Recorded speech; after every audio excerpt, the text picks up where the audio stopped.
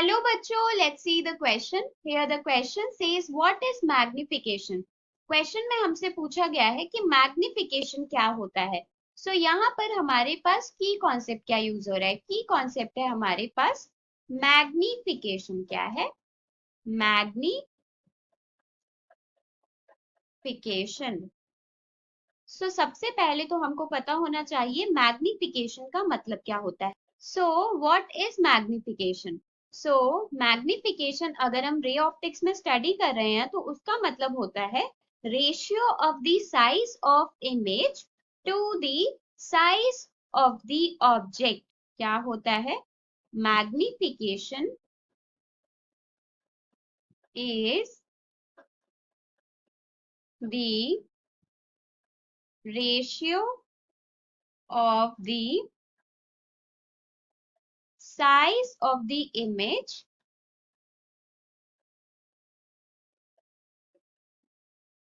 formed by a lens or a mirror formed by lens system. एक lens या lens का system या फिर मिरर का सिस्टम formed by lens और mirror system to the size of the original object. To the size of the original object.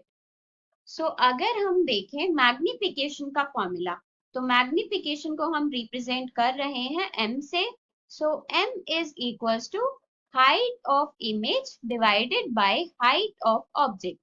अब यहाँ पर अगर हम देखें, एक होता है हमारे पास लेंस के लिए मैग्निफिकेशन और एक होता है हमारे पास मिरर के लिए मैग्निफिकेशन. तो यहाँ पर जो ये HI/HO है, ये V बाई U के इक्वल होता है लेंस के केस में और माइनस V बाई U के इक्वल होता है मिरर के केस में. सो मैग्निफिकेशन फॉर lenses या फिर for lens case and magnification in case of mirrors.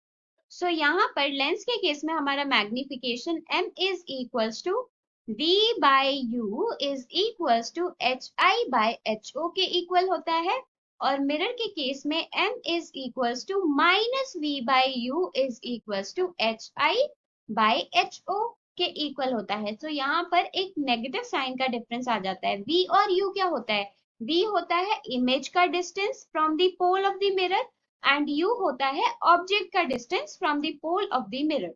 So hope you understood it well. Best of luck and thank you.